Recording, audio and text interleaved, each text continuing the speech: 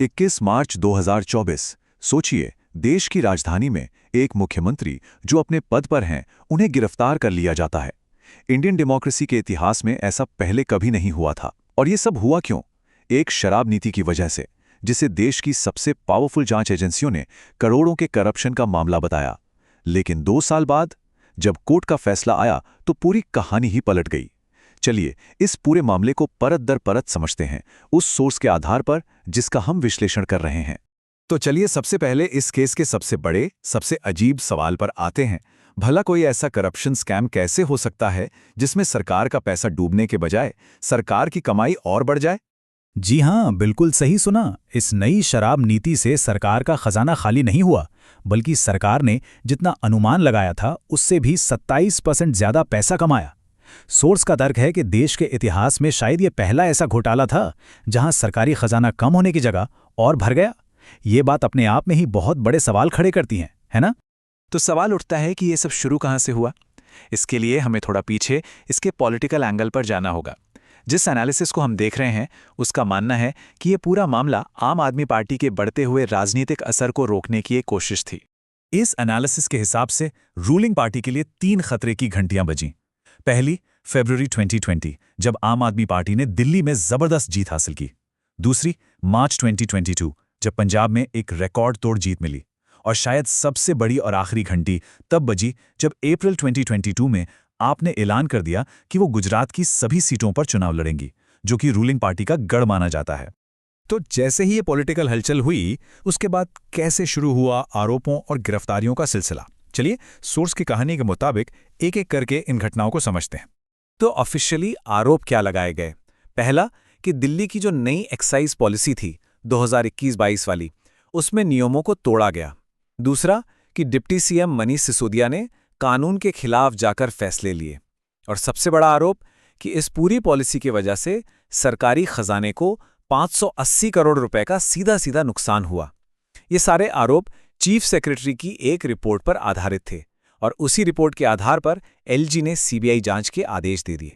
और फिर इस केस में एंट्री होती है एक ऐसे कानून की जिसे सोर्स इस पूरी कहानी का ब्रह्मास्त्र कहता है, PMLA यानी prevention of money laundering act. देखिए, ये कानून बना तो था टेरर फाइनेंसिंग यानी आतंकवादियों को मिलने वाले पैसे को रोकने के लिए, लेकिन इसकी सबसे खतरनाक बात यह है कि इसके तहत अगर कोई पकड़ा जाए तो उसे जमानत मिलना लगभग नामुमकिन हो जाता है। अब देखिए ये कानून कितना अलग है। आमतौर पर क्या होता है, आप तब तक बेकसूर हैं जब तक कि आप पर जुर्म साबित ना हो जाए, है ना? लेकिन PMLA में खेल पूरा उल्टा है। यहां तो जमानत लेने के लिए ही आपको पहले ये साबित करना पड़ता है कि आप बेकसूर हैं, मतलब इंसाफ का पूरा सिद्धांत ही उलट जाता है। अब तक तो सब एजेंसियों की कहानी चल रही थी, लेकिन फिर आता है कहानी में सबसे बड़ा ट्विस्ट, कोर्ट का फैसला। 27 फरवरी 2024 को अदालत ने एक ऐसा फैसला सुनाया जिसने सोर्स के मुताबिक इस पूरे केस की बुनियाद ही हिलाकर रख दी। कोर्ट ने अपने फैसले में एक लाइन कही जिसने सोर्स के मुताबिक पूरे केस की हवा निकाल दी। वो लाइन थी, पूरे का पूरा केस बेबुनियाद साबित हो चुका है। सोचिए, सिर्फ एक लाइन ने 2 साल से चल रहे इतने बड़े केस के नैरेटिव पर ही सवाल खड़ा कर दिया। तो सवाल यह है कि करोड़ों के मनी ट्रेल का आखिर सबूत क्या था? आपको यकीन नहीं होगा, सोर्स के मुताबिक सीबीआई ने जो सबूत पेश किए वो थे कुछ ढीले ढाले कागजों पर पेंसिल से लिखे हुए नोट्स।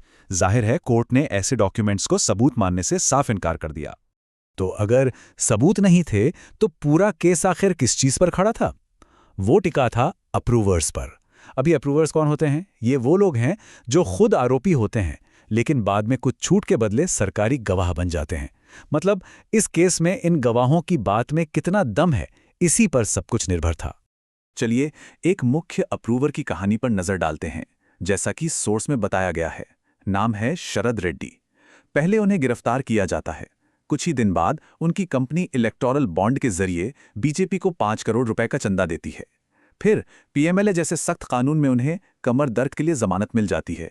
इसके बाद वो आपके खिलाफ सरकारी गवाह बन जाते हैं और फिर उनकी कंपनी बीजेपी को 25 करोड़ रुपए का चंदा और देती है। सोर्स का दावा है कि इस पूरे केस में अगर कोई पक्का मनी ट्रेल मिला तो वो आपकी तरफ नहीं बल्कि रूलिंग पार्टी की तरफ जा रहा था। और बात यहीं खत्म नहीं हुई। कोर्ट की जांच में और भी कई हैरान करने वाली चीजें सामने आईं। जैसे सीबीआई ने 14,000 से ज्यादा ईमेल्स में से वो कानूनी राय छिपा दी थी जो असल में आरोपियों को क्लीन चिट दे रही थी। कोर्ट ने यह भी पूछा कि भाई अगर ये एक साजिश थी तो जिस एलजी ने पॉलिसी को आखिर में मंजूरी दी उन्हें आरोपी क्यों नहीं बनाया गया। और जहां तक केजरीवाल की बात है, कोर्ट ने पाया कि उनका नाम तो चौथी चार्जशीट में जाकर जोड़ा गया और इस बात का कोई सबूत नहीं था कि वो किसी साजिश वाली मीटिंग में शामिल हुए थे। और आखिर में कोर्ट ने सीबीआई की जांच पर जो कहा वो अपने आप में बहुत कुछ कहता है। जज ने कहा ये कोई जांच नहीं थी, ये एक पहले से तय की गई कहानी थी, एक कोरियोग्राफ की हुई एक्सरसाइज। इतना ही नहीं, कोर्ट ने जांच कर रहे ऑफिसर के खिलाफ डिपार्टमेंटल इंक्वायरी का भी आदेश दे दिया। तो क्या ये पूरा मामला सिर्फ एक केस था जो अब खत्म हो गया? सोर्स का तर्क कुछ और ही है। वो कहते हैं कि एक बड़ी पॉलिटिकल स्ट्रैटेजी एक पैटर्न का हिस्सा है। सोर्स के मुताबिक एक तरह का टेम्पलेट, एक फिक्स्ड पैटर्न इस्तेमाल किया जा रहा है। इसके 3 सिंपल स्टेप्स हैं। पहला, सेंट्रल एजेंसीज से जांच शुरू करवाओ। दूसरा, एजेंसीज के आरोपों के आधार पर एक जबरदस्त मीडिया ट्रायल चलाओ। और तीसरा, विरोधियों को बिना जमानत के सालों तक जेल में रखो।